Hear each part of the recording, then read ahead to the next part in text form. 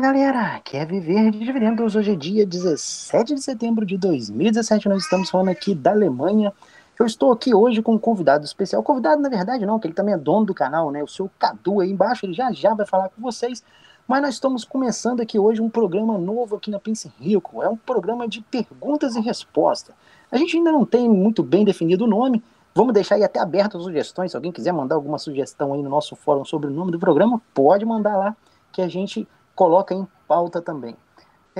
Além disso, a gente abriu lá no nosso fórum, você acessa aí, ó, fórum.penserico.com. Você vai ver um tópicozinho lá exclusivo desse programa, que é onde você pode mandar a sua dúvida. A nossa ideia ali é responder perguntas aí dos leitores, da comunidade, de modo geral, sobre mercado financeiro, perguntas sobre fundo de investimento, sobre REIT, sobre ações, como que eu faço para comprar ação, como é que eu faço para vender, qual a sua perspectiva do mercado, você acha que a política tal vai afetar em quais situações determinadas empresas, enfim, não tem aí um tema fixo não, você pode mandar lá a sua pergunta, então acesse o nosso fórum lá para você participar aí desse programa aí, que quem vai fazer o programa é vocês, basicamente é vocês aí do lado de lá, que vão ditar as regras aí do programa. A gente só vai tentar responder aqui da melhor maneira possível. Ok, pessoal? Então, nós vamos começar aí, nós catalogamos algumas perguntas aí no nosso fórum e também no nosso blog. Se você quiser comentar lá no blog também, pode comentar lá que a gente vai guardando aí as perguntas de vocês. Bom, a primeira pergunta que a gente tem aí é para o senhor Cadu. Tá dizendo assim, Paulo César é o nome do leitor. Ele escreveu assim, mestre, tudo bom? Na sua visão, hoje, qual seria o melhor investimento para aportes atualmente? Ação, FI ou tesouro? Quais papéis, em sua opinião, estão com melhores margens de segurança? Muito obrigado pela atenção e fique bem. E aí, Cadu, diga aí pra gente aí a dúvida desse leitor aí. Fala pessoal, aqui é o Cadu. Então, a gente tem o Ibovespa em tendência de alta, né, faz tempo já. Então, acredito que para quem está pensando, estava fora do mercado de ações, quem quer entrar agora, não sei se é um bom momento. Talvez entrar só com um pequeno percentual do capital, enfim, porque o cara vai entrar já perdendo aí, tipo, 20% de alta. Então, a bolsa já realmente subiu muito forte no curto prazo. E a tendência, pelo menos nos próximos meses, é que ela realize um pouco, enfim, eu não acredito que ela vai continuar nessa subida forte no curto prazo, não. Embora o viés de alta ainda seja de longo prazo, vai ser saudável alguma realização, porque já está subindo há muito tempo. Então, pensando assim, se tivesse dinheiro hoje para aplicar, tivesse fora da renda variável, provavelmente eu entraria em fundos imobiliários. Eu acho que você ainda encontra bons fundos, né, embora esteja cada vez mais escasso, que eles também subiram bastante. Tesouro direto eu ficaria de fora, porque a tendência agora é de queda, então, assim, com a taxa Selic chegando a patamares baixos, está ficando cada vez menos atrativo. Então, realmente pensaria em fundos imobiliários. Acho que tem que estudar bastante para comprar, porque está cada vez mais escasso achar boas ofertas, bons fundos, né? Mas ainda é possível encontrar boas oportunidades em fundos imobiliários, sim. Então, realmente eu focaria agora em fundos imobiliários. Lá na CAF, lá vocês têm algumas sugestões de fundos imobiliários lá para quem está querendo começar agora, tipo, quero entrar no mercado de FI, não conheço nada. Tem algum caminho das pedras aí para mim poder pegar alguns FIIs? Não vou dizer que seria uma recomendação para o cara comprar, mas vamos dizer assim, alguma coisa para o cara começar a estudar ali, né? Para ele pegar aqueles fundos ali, dar uma pesquisada, e aí ele tem que chegar ele mesmo na sua própria conclusão, que ali Sim. a gente não fica dando peixe para ninguém, a gente ensina a pescar, vamos dizer assim, né? Tem alguma coisa assim lá? A gente tem o nosso fórum para trocar ideias, né? E a gente tem também o índice da Pense Rico, que a gente montou, e ele tem com base, eu misturei ali ações com fundos imobiliários, e então a gente tem, se não me engano, são 7 ou 8 fundos imobiliários compondo o índice, e ali ele já tem o investidor, pelo menos já tem uma base de alguns fundos que ainda estão atrativos para investir, né? Pelo menos ele pode pegar aqueles fundos, estudar um pouco, dar uma olhada, ver qual que se adequa mais ao seu perfil. E o principal quando a pessoa vai montar uma carteira de fundos imobiliários, é tentar diversificar, né? Pega, por exemplo, um fundo de shopping, um fundo de lajes corporativas, um fundo de, por exemplo, de hospital, alguma coisa assim. e vai tentando mesclar ali para dar uma diluída no seu risco. Então, agora tem uma pergunta aqui do Sandro. Ele pergunta o seguinte: minha filosofia de investimentos é usar dividendos como parâmetro para alocação. Agora, uma dúvida que sempre tenho é com ações tipo growth. Ele cita algumas ações aqui. Eu tenho algumas growths, mas não é fácil quando preciso escolher entre Apple e Google, ou Amazon e Walmart. Abraços. Então, essa daí é para mim. Olha só, ações de crescimento, eu até havia respondido o leitor lá sobre isso. Só abrir um parênteses aqui também sobre esses nossos vídeos. Aí, muitas coisas aqui a gente já respondeu lá, mas é porque às vezes a dúvida de um pode ser a dúvida de outros, por isso que a gente resolveu sintetizar essas principais dúvidas aí no vídeo para quem não acompanha os comentários ali todos os dias poder ter uma noção. Mas é o seguinte, o que eu respondi para o Sandro? Eu falei com ele assim que geralmente essas ações de crescimento que não distribuem dividendos, eu costumo usar elas para trade de valor. Por quê? São ações que crescem muito, o valor da cotação da ação dá uma estilingada muito grande. Então, é uma estrutura assim de cotação que é muito propícia para você fazer um trade de valor. Trade de valor, basicamente, eu tenho um vídeo lá explicando lá no blog, mas para quem não conhece, você vai comprar ela com valor X, chegou no determinado valor que você estava esperando, você vai e vende, acabou. Não é uma cultura que você vai comprar ela, ficar com ela 10 anos e você vai saber que ali naqueles 10 anos vai ter algum momento que ela vai dar uma vaciladinha de leve, você vai ter que segurar. Então, é um outro perfil de investimento, é uma outra estratégia completamente diferente. Mas, basicamente, ali, as ações que ele citou, né? Por exemplo, ele ficou em dúvidas de Apple e Google. Na verdade, ali, a Apple distribui dividendos, o Google não distribui. Então, são ações com características completamente diferentes, né? Não dá para a gente pensar em qual que vai escolher A ou B, né? Mesma coisa a Amazon com o Walmart. São ações completamente diferentes ali, bem parecido ali. O Walmart, vamos dizer que seria igual a Apple, que distribui dividendos, e a Amazon não distribui. Eu acho que talvez se ele tivesse me feito uma pergunta entre Google ou Amazon ou Apple e Walmart, ficaria mais legal de responder. Mas, enfim, de modo geral ali, ele tem que avaliar aí, primeiro é entender aí qual o perfil que a ação é, né? Qual o perfil que ela tem. Depois, a partir daí, ele vai tomar a decisão se vai entrar nela para longo prazo, para curto prazo. Então, não dá muito para responder isso daí, assim, fazendo essa comparação, que são ações bem diferentes. Beleza. Se você tiver mais alguma coisa para acrescentar aí, Cadu, pode mandar aí também. Você manja bem também de mercado, né? Mas mercado americano, isso aí eu tô um pouco por fora ainda. Dá para soltar uns palpites aí. Posso usar só como consumidor, né? Agora o Matieu perguntou: caso uma corretora brasileira quebre, os investidores têm assegurado o direito de transferir para outra corretora, visto que os ativos não ficam em posse das corretoras. No mercado americano, a métrica é diferente. Como fica se uma corretora quebrar? Os pequenos investidores, especialmente aqueles que compram frações de ações, conseguem reaver seus ativos? Grande abraço. Então, olha só. A gente aqui na Pense Rico, a gente tem uma parceria com a corretora da Drive Wealth, que é uma corretora americana, e é muito importante essa pergunta porque tem bastante diferença do mercado americano para o mercado brasileiro. O mercado americano, ele não tem os órgãos reguladores que nós temos aqui. Lá a coisa é um pouco mais solta. Por isso que, às vezes, você vê lá 50, 60 corretoras diferentes, enquanto aqui no Brasil a gente está encolhendo o número de corretoras, né? Quanto mais regulação você tem no mercado, mais complexo ele fica. Mas a regulação, ela é boa por um lado, porque ela traz, entre aspas, vamos dizer, né, uma certa proteção para o investidor. Então, essa questão aí de ter esses órgãos reguladores por trás acaba protegendo o investidor de uma quebra, alguma coisa assim do tipo. O que os americanos fizeram diante dessa situação? Ao invés deles regularem o mercado, eles criaram um seguro. Então, essas seguradoras, quando você escolhe para abrir conta, você tem que observar muito bem isso aí. Ela tem que fazer parte desse seguro, ela tem que oferecer esse seguro para você. Por quê? Quando você compra uma ação, a ação não fica contigo lá no mercado. Isso aí em todas as corretoras, tá, gente? Não é na Drive Wealth só, não. Qualquer corretora americana que você for investir, a ação não fica contigo. A ação fica na conta da corretora. Então, o que acontece? Se a corretora vier a quebrar, realmente você não tem nada. Você só tem um número ali dentro daquela corretora. Então, é por isso que é importante ter o seguro. No caso da Drive Wealth, ela tem esse seguro e ela é filiada à FINRA, que é uma empresa lá responsável por fazer esses seguros lá nos Estados Unidos. Para a corretora ser segurada, ela precisa de estar presente nos Estados Unidos. Se ela não estiver presente lá, ela não pode fazer parte desse seguro. Então tem muita gente que chega aí no blog falando assim, vou descobrir uma corretora lá no Uruguai, uma corretora lá nas Ilhas Caimã, sei lá, enfim, lá nesses paraísos fiscais muito doidos aí. Fala assim, você acha maneiro abrir conta lá, viver de dividendos?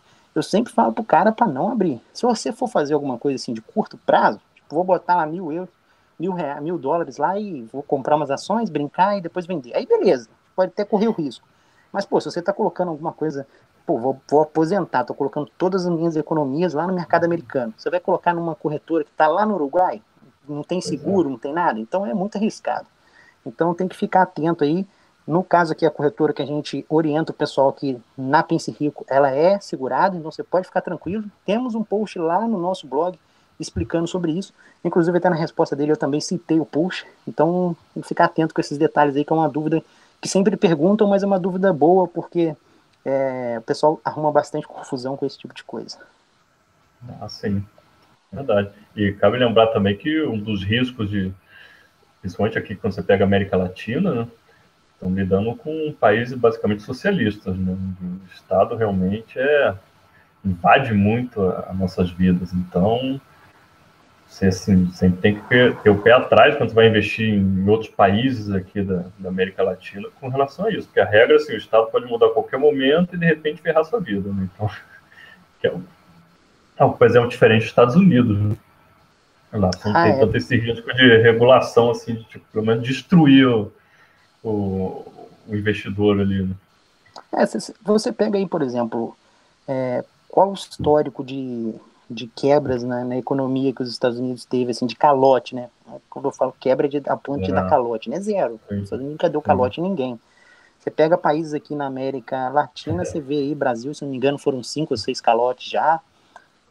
A Argentina também está por aí também, brigando feio com a gente. Então, assim, a economia, de modo geral, aqui na América Latina é bem especulativa e tem que tomar cuidado com esse tipo de coisa mesmo.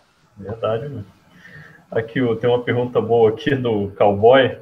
Ele quer saber quando é que você vai revelar a identidade. Cowboy Investidor. Ele é um blogueiro aí, parceiro nosso aí também, tá sempre lá no blog lá. Bom, cara, a gente tem cogitado isso aí. Estamos em dúvida aí se vale a pena ou não. Mas enfim, tem nada decidido ainda não, mas vamos seguir com a máscara, independente se a gente revelar ou não, é capaz de eu continuar com a máscara. O pessoal reclama muito da máscara também, né? Assim, nossa, essa máscara é assustadora, que não sei o quê. Eu gostei da resposta de um leitor nosso que mandou o cara assistir Pepa. Pô, vai assistir Pepa, vai assistir Ana Maria Braga, você tá com medo, pô? Mas é complicado, eu sei que tem gente que tem medo da máscara, mas, galera, não se assusta não, porque eu não mordo. Cão que ladra, não morde. Então, Cadu, deixa eu fazer umas agora pra você aí, ó. Paulo César. Paulo César de novo. De novo, Paulo César. Vamos lá, Paulo César. Cadu, tudo bom? Qual a sua perspectiva para os FIIs e ações no curto prazo no Brasil? Estou pensando em diversificar, proteger meus investimentos no exterior. O que você acha? Você possui conta em corretora nos Estados Unidos? Caso sim, qual corretora você utiliza lá e como você faz para enviar/trazer de volta o dinheiro para o Brasil? É viável esse tipo de investimento a partir de qual montante? O cara fez várias perguntas numa só, né? Mas vai lá, Cadu, tenta responder para nós aí. Primeiro, o viés é de alta, né? Tanto do Ibovespa, das ações, quanto dos fundos imobiliários. Isso é assim, indiscutível que eles estão em viés de alta, forte, e os investidores estrangeiros entraram realmente pesado, e você tem a economia dando sinais de melhora, reforma sendo aprovada, embora a principal, que é da Previdência, ainda está aí travada. Porém, você vê realmente que a economia mudou o rumo, né? Você tinha uma economia antes, né, no governo da Dilma, que estava indo para o buraco abaixo, e agora realmente o governo Temer, pelo menos, estão preocupados em controlar o déficit público, né? Que realmente estava correndo solto. Então, com isso, a economia tende a ir melhorando lentamente, e o investidor estrangeiro está vendo esse sinal pró-mercado, tem se animado, voltou a comprar o Brasil, e acredito que já estejam planejando também para 2018, né, nas eleições. A gente tem muitos candidatos agora para o mercado, e a tendência então é de alta, né? Isso é fato.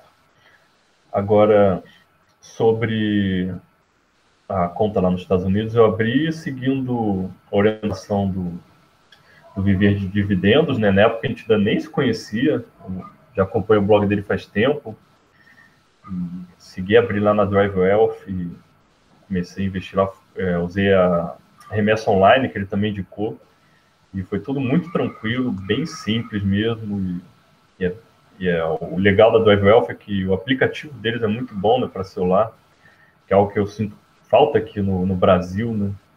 Eu conto em algumas corretoras e aqui os aplicativos são horrorosos, tipo, muito limitados, dá bug toda hora. E na Drive Wealth eu faço tudo ali pelo aplicativo. E foi bem simples, tanto para enviar dinheiro, eu ainda não trouxe de volta, só enviei. E por enquanto eu estou lá mais como hedge, né? Eu apliquei algumas coisas em ouro e tal. E como ações aqui no Brasil ainda está decolando, eu estou com dinheiro ainda aqui, mas aguardando, né? Assim, primeiro sinal de que a coisa vai desgringolar aqui, eu já vou começar a sacar o dinheiro e mandar lá para fora. Mas quer complementar alguma coisa, Viver, aí sobre isso? Não, achei que a resposta foi tranquila. Eu só estava querendo, tava uma dúvida complementar a dele aí na parte da questão do Brasil aí. Você falou que o viés é de alta. O que que você acha aí acerca de uma possível, vamos dizer assim, cassação do Temer, ou mesmo que não seja cassado, né, uma tentativa aí mais agressiva de tirar ele do poder, né? Você acha que isso aí a nível de mercado vai ser... Eu sei que é meio difícil, tô te colocando numa saia justa aí, isso não é evidente, não é mãe de nada, nem nada, mas, assim, utilizando a sua experiência que você tem até hoje, né, o que você diria que seria o mais provável, vamos dizer assim, de acontecer, né, não quer dizer que vai bater martelar Sim. nisso aí que você falou, mas o mais provável aí, você acha que seria positivo ou negativo para o mercado isso? Eu acho que o risco do Temer cair já passou. Tipo, quando saiu a delação da JBS, que ele balançou, e a gente até abriu no fórum uma enquete para ver o que o pessoal achava e tal, mas eu falei, cara, acho que o Temer não vai cair, vai segurar. É porque aqui no Brasil, assim, as coisas são muito demoradas, né? Então não ia ter tempo para fazer uma cassação, abrir um processo contra ele. E, e o Temer já é macaco velho da política, o partido dele, PMDB, já tem o controle do Congresso. Então, assim, cara, acho que o risco do Temer cair agora já está praticamente zero, bem próximo de zero. E eu vejo tanto que o mercado também nem enxerga mais esse risco. E acredito que, como também falta o quê? Um ano aí para acabar o governo dele, acho que agora cada vez mais enfraquecer essas denúncias contra ele, ainda mais com o Janot saindo agora, né, que acabou o período dele no cargo. Então, eu diria que assim, esse risco hoje em dia é praticamente zero. Acho que o pessoal já está pensando em 2018, nas Então eleições. você acha que nós vamos seguir esse viés aí de alta, no lateralizar pelo menos aí até 2018? Eu acho que assim, o mercado está subindo muito forte, então vai ter que fazer uma realização em breve, mas eu acredito que vai continuar com viés de alta e a gente vai ficar muito preso agora às reformas, né, principalmente a reforma da Previdência. Vamos ver se isso vai caminhar. Eu acredito que se a reforma for aprovada, putz, o Bovespa, cara, vai subir, sei lá, até 80, 90, 100 mil pontos, talvez. Vai disparar, isso é fato. Agora, se Aí, a pra galera aí, reforma... ó, pra galera que É, gosta de timing de mercado aí tem que ficar ligado. pois é, mas está complicada essa reforma, né? Não tenho a menor ideia se vai ser aprovado ou não. Eu acho que vai ser bem difícil, porque o Temer tem pouco tempo e não tem muito orçamento para ele ficar liberando verba para os congressistas, então vai ser complicada a coisa. Eu acho que vai ser difícil, né? Mas né, é inviável que ele tem feito reformas e o viés dele tem sido isso, né, de encontrar um equilíbrio nas contas públicas, né, que era algo que estava realmente correndo solto. Na verdade, eu sempre falo aqui no blog, assim, e vou repetir que talvez uma galera não acompanhe. O Brasil, cara, é um país maravilhoso. Você, cara, o poder econômico que o Brasil tem é muito grande. Basta simplesmente o cara não fazer merda que o Brasil se resolve sozinho, cara. O problema é os políticos fazerem cagada no país. Você pega aí, por exemplo, os Estados Unidos aí, pô, pegou a crise de 2008, a Europa aqui, os governos tiveram, um puta sacrifício para fazer. Até hoje a economia não conseguiu se recuperar com os caras mandando incentivo na economia. Você pega aí, por exemplo, o governo Temer, cara, o que ele fez? Nada, zero. O Temer não fez nada até agora. E a economia tá voltando devagarzinho, sozinha. Então, o Brasil é fantástico nesse ponto aí, coisa que a gente não vê aqui fora, só que infelizmente a gente tem os políticos quando entram para atrapalhar, simplesmente se eles não fizessem nada, ficassem na deles, a gente já seria aí um primeiro mundo com certeza. Ainda mais você pega, tipo, o brasileiro tem aquele espírito empreendedor, né? E quando você pega, tipo, você tem o Estado fazendo tudo para massacrar o cara com uma burocracia, tipo, estratosférica, impostos gigantescos, e mesmo assim o brasileiro tá lá empreendendo e tal. Os caras realmente são guerreiros, né? É verdade mesmo, tem que ser guerreiro para empreender no Brasil. Aqui do Pedro. Viver dividendos, uma dúvida. O mercado americano permite que eu compre unidades fracionadas de estoques e rates? Cara, Pedro, é o seguinte, cara, o mercado americano, diferente do Brasil, ele não tem essa questão de lote, né, que a gente tem aí, que é 100 unidades de ação que o cara tem que comprar. Lá você compra de uma em uma ação. Então, se você quiser chegar lá e comprar uma ação da Apple, você pode comprar.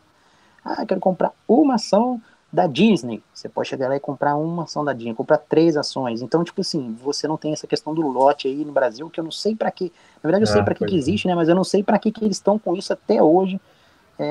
Com esse negócio aí que só atrapalha aí o pequeno investidor que quer aplicar ali na bolsa e fica aquele gap aí entre as fracionadas e as ações comuns. Então lá no mercado americano não existe isso, não existe.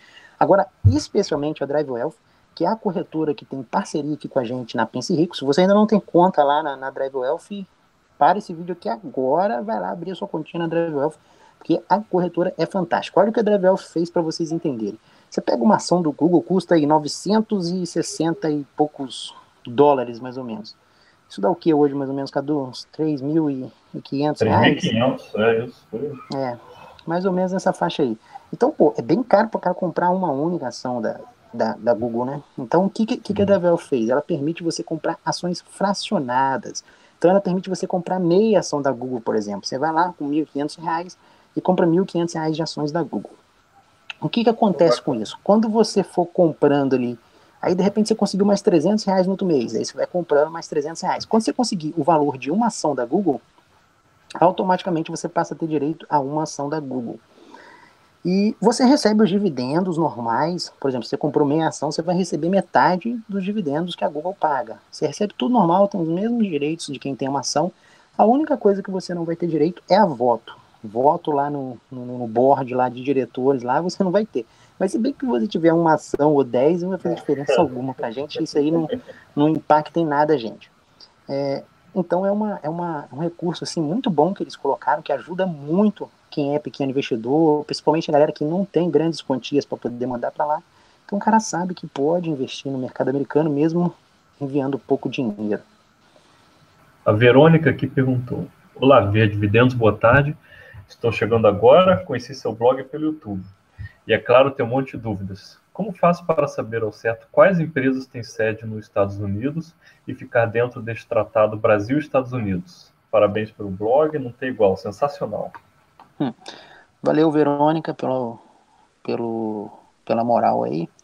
Bom, só explicar mais ou menos pro pessoal que muita gente às vezes pode não ter nem entendido a dúvida dela. Você entendeu, Cadu, o que ela estava querendo perguntar? Não entendi não. Então, é o seguinte, é porque existe um tratado entre o Brasil e os Estados Unidos que quando você paga um dividendo é debitado lá na sua... Aliás, quando o dividendo é creditado na sua conta, acontece um débito do imposto americano lá direto na conta. Sim. E aí você não precisa de pagar praticamente como o imposto lá é maior do que aqui, você não precisa de pagar nada aqui, você fica com crédito.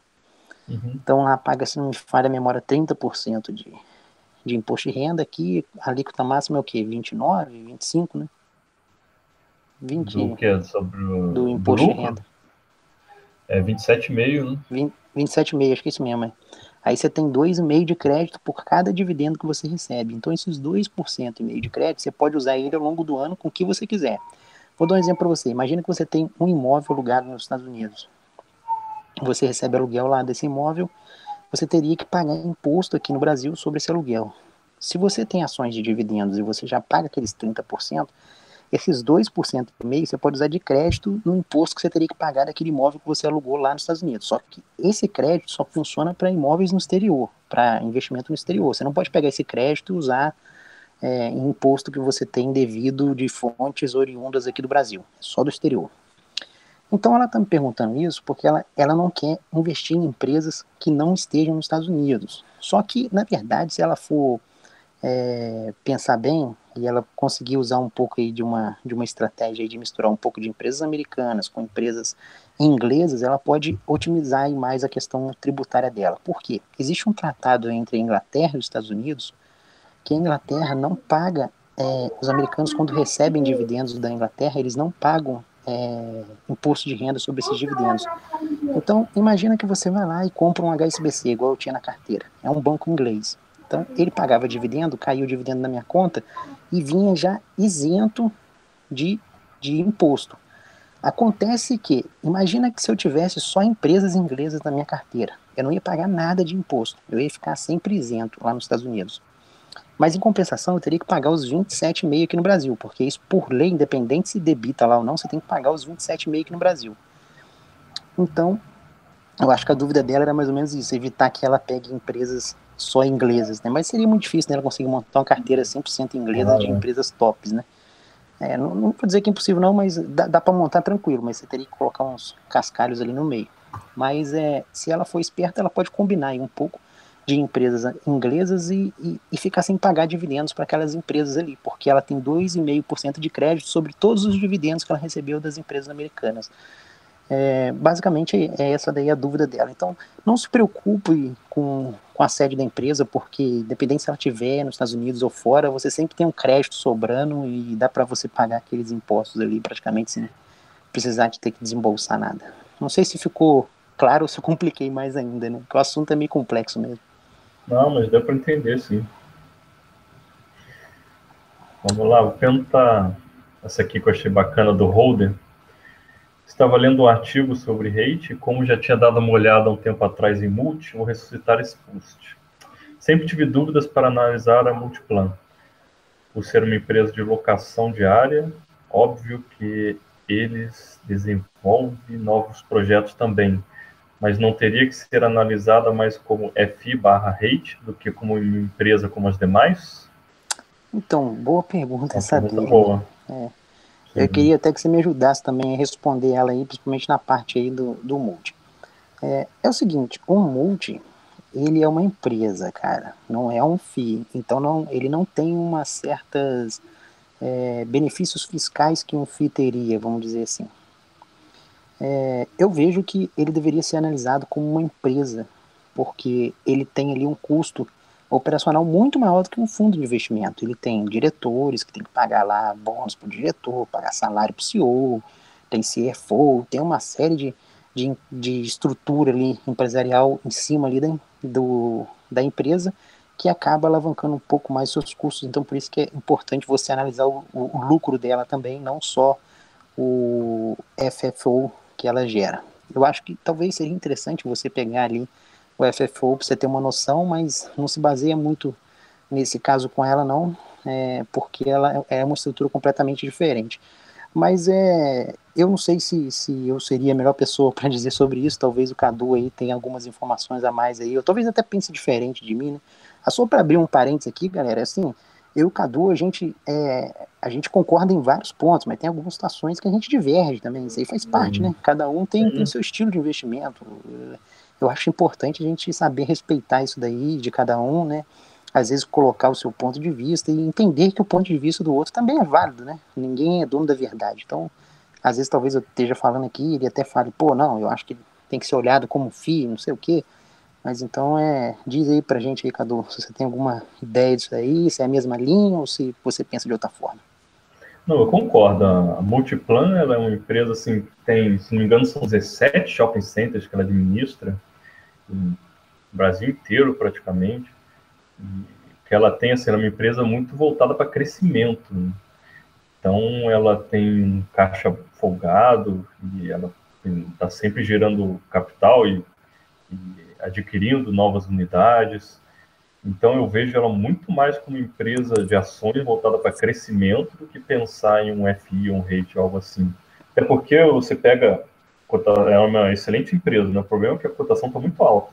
Então, quando você vai ver o dividend yield dela, né, tá menos de 1%. Então, assim, está muito baixo, porque a cotação está muito alta.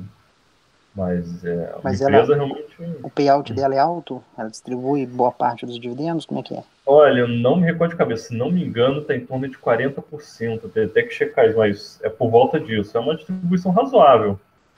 Mas o meu problema é realmente a cotação está muito alta. Então não tem como o dividend yield ficar alto. Mas é uma empresa voltada a crescimento. Você pega, se não me engano, o lucro líquido dela, tipo, quando você pega um período de 10 anos, cresceu mais de 100%. Então é uma empresa realmente focada em crescimento e tem gerado muito retorno para o acionista. Essa empresa de shoppings, em geral, quando você pega o setor, os FIs, né, os fundos imobiliários do setor de shopping, têm tido um retorno a longo prazo superior às empresas de ações, né, do setor de shoppings. Então, mesmo no setor de shopping, eu daria preferência também para os fundos imobiliários. Embora a Multiplan seja uma empresa muito boa, acredito que hoje ela está um preço bem esticado na bolsa. Então, olha só, inclusive eu fiz um artigo essa semana aí falando sobre os REITs de aeroportos, né, que estão para surgir lá nos Estados Unidos. Os Estados Unidos está com um déficit de infraestrutura muito grande. O pessoal acha que os Estados Unidos é tipo a Alemanha aqui, né, que tudo funciona perfeitamente. Mas não, cara, as coisas nos Estados Unidos estão meio que complicadas atualmente, né. Também passaram aí o quê? Uns 2 governos socialistas lá, mais ou menos, né. Aí é natural que destrua o país.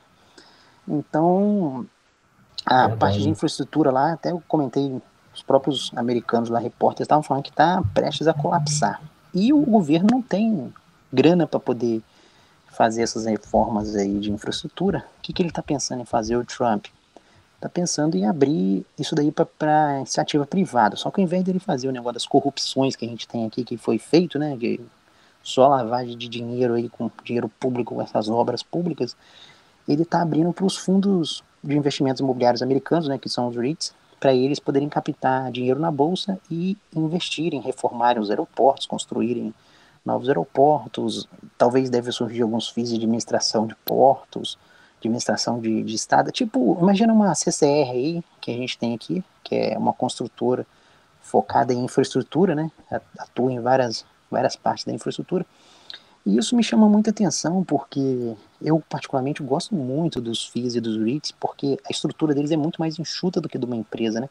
Você quando compra ação de uma empresa, não sei se você tem essa mesma visão que eu, você acaba perdendo muito dinheiro ali para, vamos dizer assim, pagar aqueles administradores ali, né? Que são os CEOs, CFO, aqueles diretores, né? Aquele quadro inchado pra caramba que tem geralmente essas empresas. E você é dinheiro nosso, na verdade, né? Que está indo pro bolso deles, né? É claro que tem alguns CEOs aí que realmente fazem por merecer, né? Mas você vê aí, muitas vezes, como você mesmo citou, tem alguns FIIs aí que têm desempenhos melhores do que empresas, né? Sendo que era para ser o contrário, porque pelo fato do cara receber bem mais, né, do que um administrador de FII, ele deveria de dar um retorno muito maior do que o FII. Isso aí não deveria de acontecer nunca. Essas empresas deveriam de ter retornos muito superiores ao FII pelo que os caras recebem. Então você acaba pagando caro e tendo um retorno muito baixo nessas empresas. Então, assim, eu até gosto do mercado americano nesse ponto, porque eles estão abrindo essa oportunidade aí para os REITs e vão dar bastante isenção fiscal para os REITs poderem reformar a infraestrutura. E eu acredito que talvez a gente aqui no Brasil deveria fazer algo parecido, né? Por que ao invés de a gente não pagar aí para essas Odebrecht, essas empresas aí que estão envolvidas em vários escândalos aí, a gente não abriu FIIs, né? Para justamente fazer isso aí que eles estão fazendo aí. Aliás, não justamente isso, né? Mas construir, reformar a infraestrutura do país, né?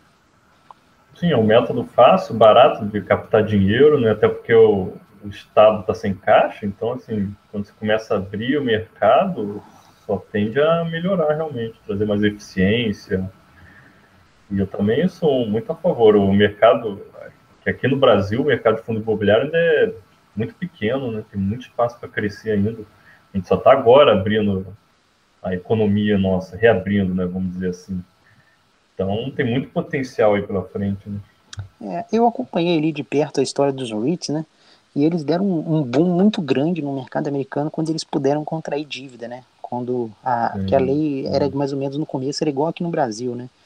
Se não me falha a memória, que foi em 1990 que eles liberaram isso daí, acho que talvez um pouco antes, não me lembro, cara, data comigo não é minha especialidade, mas tem bastante tempo já que eles liberaram essa questão aí, fizeram uma nova lei lá que permitisse com que eles contraíssem dívida, e também, nessa lei também, eles permitiram com que eles criassem uma empresa dentro do REIT e pudesse prestar serviços que não fossem ligados a área de aluguel, né, de imobiliário, né?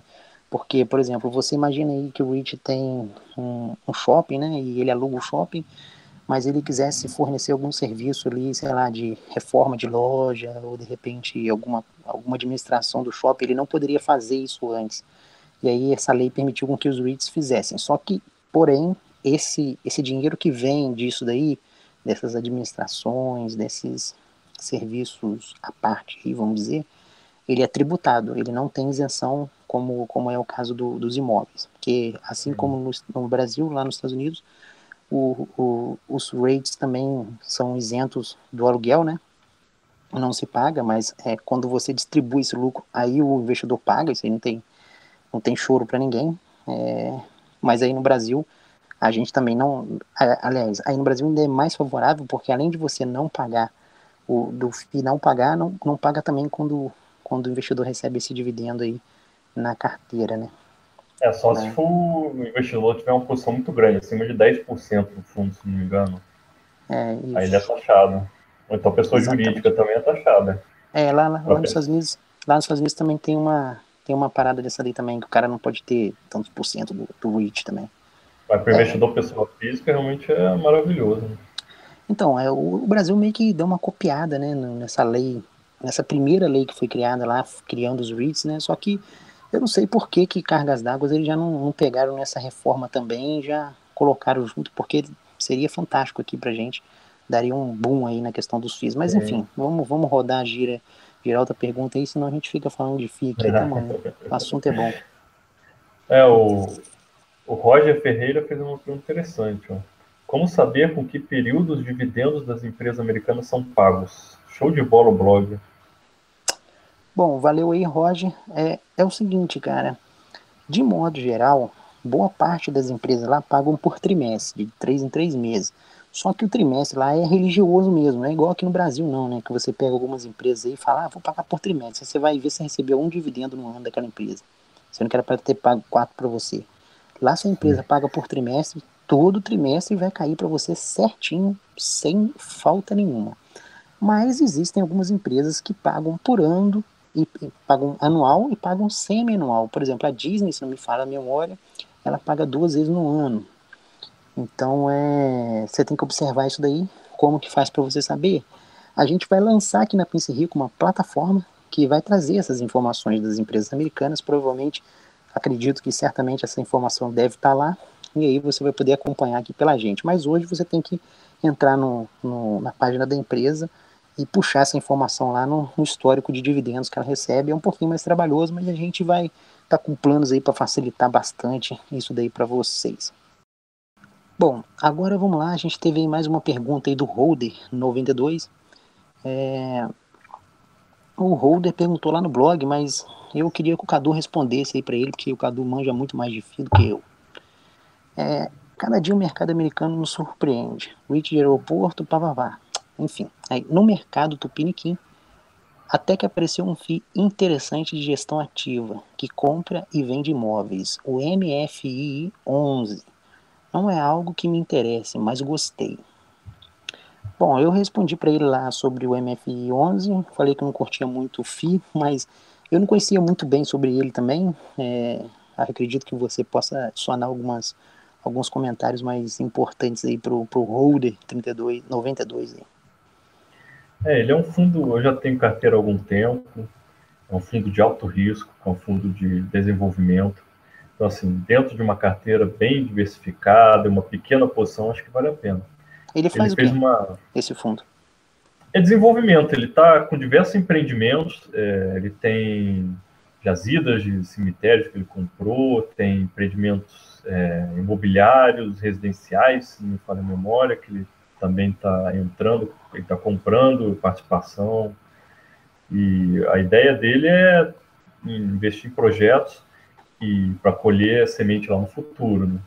Só que o que acontece é que ele está ficando sem caixa, eles fizeram uma subscrição agora para levantar caixa, e com esse dinheiro da subscrição, basicamente, eles vão pagando os dividendos, né? Hoje está Isso não dividend dilui o yield acionista, não? Quem não subscreve, sim. Se o cara Mas aí não você tem que tirar a subscreveu, grana do bolso para poder manter a participação. sim. Ou então você faz basicamente que nem eu vendi minha participação, quer dizer, eu peguei o direito da subscrição, vendi a participação que eu tinha e aí subscrevi de novo, preço muito mais baixo, né? Porque é um fundo que está crescendo muito e a cotação não para de subir. E mesmo assim o dividend yield dele está próximo de 1% ao mês, né? Então assim, você vê que é algo muito elevado. E eu não acredito que consiga se manter, não. Pelo menos não a médio prazo. Mas, assim, é um fundo, você tem uma pequena participação na carteira, de risco, acho que vale a pena, porque pode ser que venha trazer grandes resultados. É igual um fundo parecido, que eu até comentei recentemente no fórum, é o Max Invest, que é o HTMX, que é um fundo que ele investe só em unidades hoteleiras, né? Então ele compra unidades Tenho hoteleiras. isso na carteira também. É outro que eu acho muito interessante. Eu já tive ele há um tempo atrás, vendi e voltei agora, que eu acho que está um preço bacana. E era um fundo que, quando ele foi lançado, a ideia inicial era liquidar o fundo, era vender todas as unidades e liquidar o fundo. Depois veio a crise, e quando o preço caiu muito do mercado, eles reveram isso e falaram: não, peraí, está muito baixo o preço, o que a gente vai fazer? Vamos voltar a comprar. Então ele voltou a investir, voltou a fazer compras. E acho que a partir do começo do ano que vem deve começar a colher os frutos disso. Então é um fundo também interessante, mas é aquilo também, tem um pequeno capital e tal, que também é um fundo de maior risco. Eu tenho ele na carteira. Eu gosto bastante dele porque ele estava vendendo na época os imóveis a um valor bem superior ao que ele tinha comprado. Sim. E, aliás, bem superior até o valor da cota, né, dele. Então você já tinha um lucro ali de cara. Na pior das hipóteses, se ele não conseguisse vender aquilo, você já recebia os dividend yield, que também não era lá tão ruim, não. O dividend yield dele era até maneirinho. Mas E o enfim, bom dele é que você pega a cotação, quando você vai ver o preço sobre o valor patrimonial, tem se um não me falha gap a memória, está violento. em 0,8, ou seja, está bem abaixo do valor patrimonial. Então, Uhum. é aí que você falou, qualquer coisa der errado, vende todas as unidades e você ainda vai ter um bom lucro, né? É um fundozinho maneiro.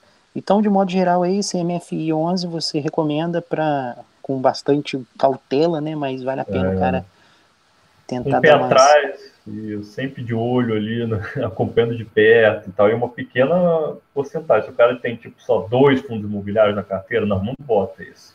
Agora, se você já tem, tipo, 10 fundos imobiliários, está querendo diversificar mais, vale a pena. Show, show. Boa aqui do Hélio, ele pergunta, fora de tópico, mas gostaria de ver uma análise sua sobre a crise entre os Estados Unidos e a Coreia do Norte. Em caso de agravamento do conflito, qual atitude tomar, quais ações se beneficiariam e quais seriam as mais atingidas? É difícil responder essa pergunta do Hélio aí, né? Não dá para dizer o que vai acontecer, né, Hélio? Mas vamos tentar travar alguns cenários aqui possíveis, né?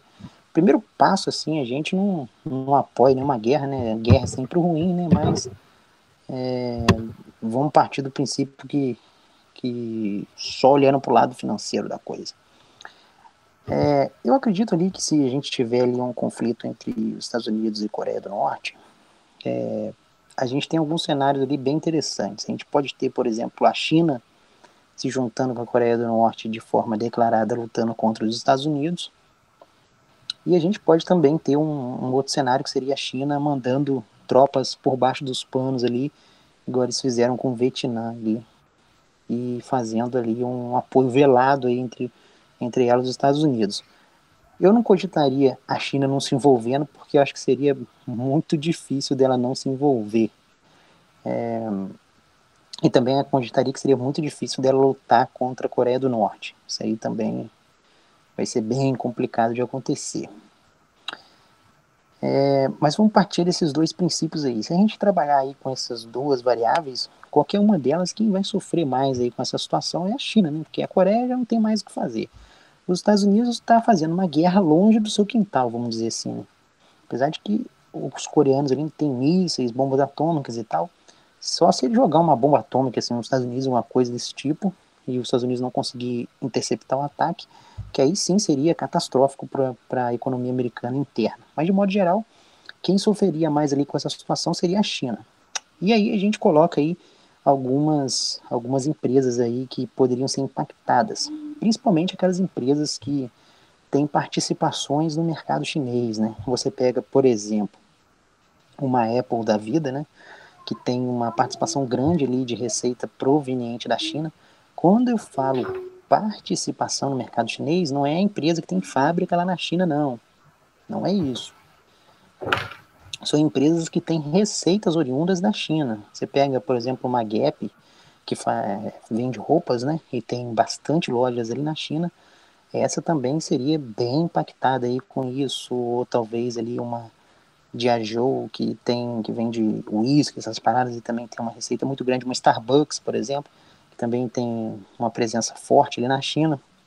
Então são empresas aí que seriam aí bem penalizadas com esse conflito. Para elas não seria legal o conflito. Então, acho que de modo geral, seriam essas empresas aí as que mais sofreriam. Empresas ali que estão mais focadas no mercado americano, como por exemplo aí você vê algumas empresas ferrovias, essas coisas assim, eu acho que essas empresas assim não vão ter impacto nenhum, ou até empresas que, por exemplo, o Walmart não tem uma grande parte de receita da China, né? Então eu acho que vai ser bem tranquilo aí, elas vão passar tranquilo, uma Disney da vida, alguma coisa do tipo. A Disney talvez possa sofrer um pouco de impacto por conta da Disney no Japão, né? Mas de modo geral ali, as grandes empresas ali americanas acho que não vão sofrer tanto. E quem é que se beneficiaria com isso? A meu ver, claro, não tem nem dúvida, as empresas bélicas, né? As empresas bélicas de armamento, e aí eu coloquei até uma na carteira recentemente, que foi a Lockheed Martin. A Lockheed Martin desenvolve caças, míssil, munição, enfim, uma série de coisas. Além da Lockheed, eu tenho aí umas 4 ou 5 empresas aí também muito boas do setor de militar americano, empresas que vale a pena ter na carteira. Talvez eu vou falar delas aqui na Pense Rico mais para frente, mas eu vejo que as que se beneficiariam mais aí com isso seriam essas empresas aí da área militar, porque elas estão ligadas diretamente aí com a geração de renda aí no conflito, né? Só novamente falando aí que a gente aí não apoia nenhuma guerra, mas dinheiro não tem nação, não tem religião, não tem sexo, não tem nada. Então, infelizmente, já que vai ter o conflito, por que a gente não pode lucrar um pouco, né? Parece uma coisa assim meio que falta de senso humano do negócio, né? Mas, enfim, né? Estamos aí para julgar se é certo ou errado, né? Infelizmente, as coisas acontecem, tem que se aproveitar de algumas coisas. Mas de modo geral, Cadu, aproveitando o gancho aí do Hélio, né?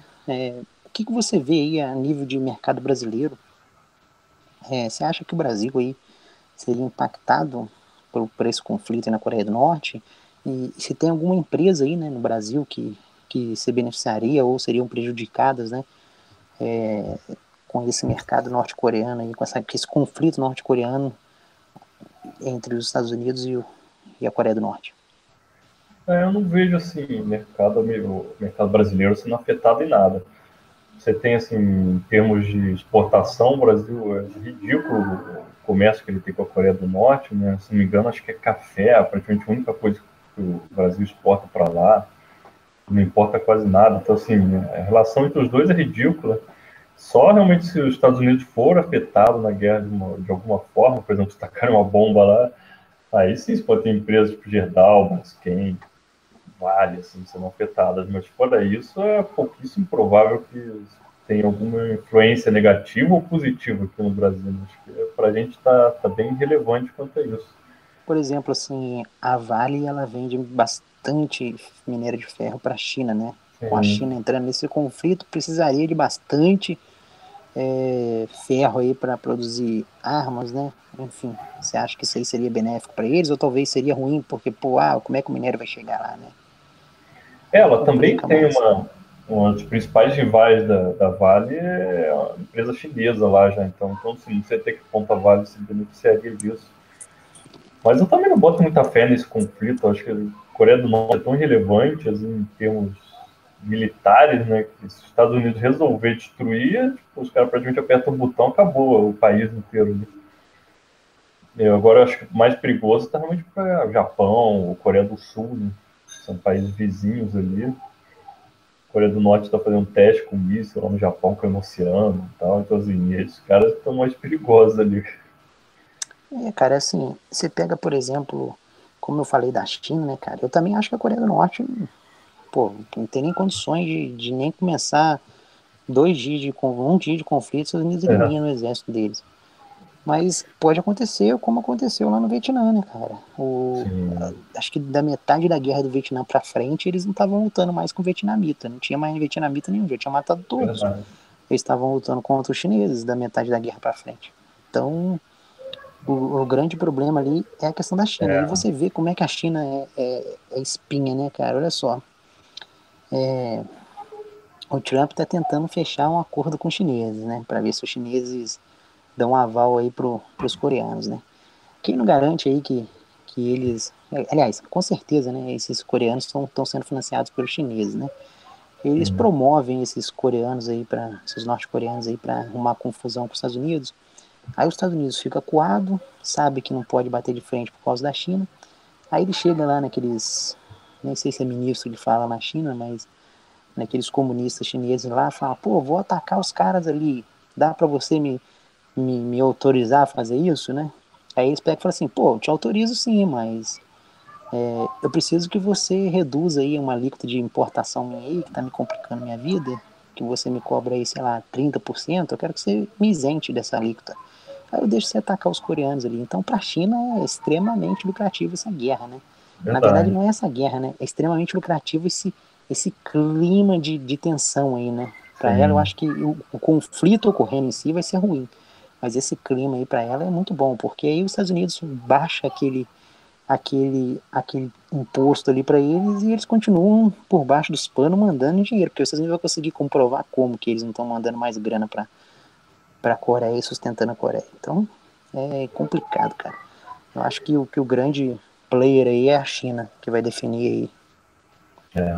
verdade. Até por conta da posição geográfica que ela está ali, bem próxima da Coreia do Norte. Né?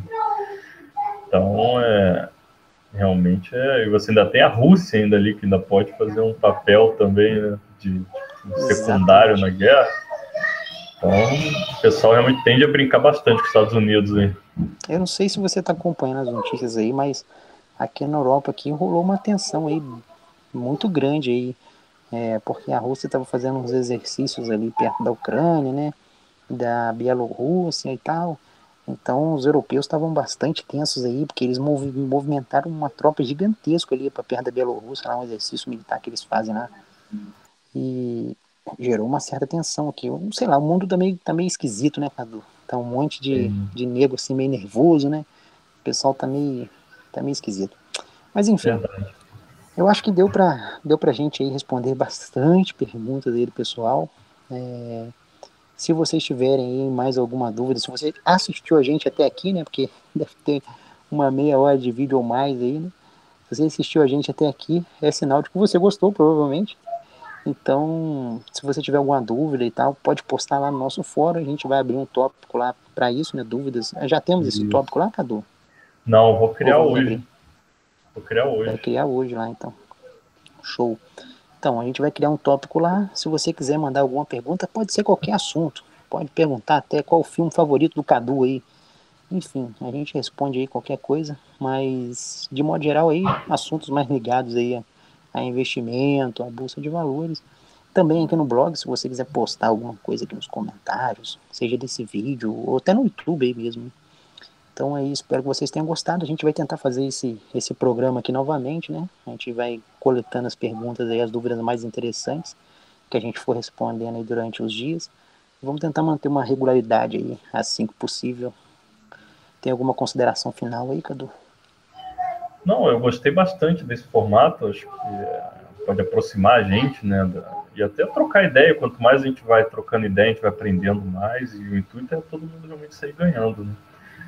Então eu vou abrir depois um tópico lá no fórum, e quem tiver pergunta, dúvida, depois que a gente queira debater aqui, vocês postam lá. E eu também, quando tiver pra gente gravar um vídeo, eu vou avisar lá antes, vamos gravar tipo amanhã ou hoje à noite, então o pessoal fica atento e tal, mas eu acho que é um canal bacana pra gente começar a abrir esse espaço aí, troca de informação.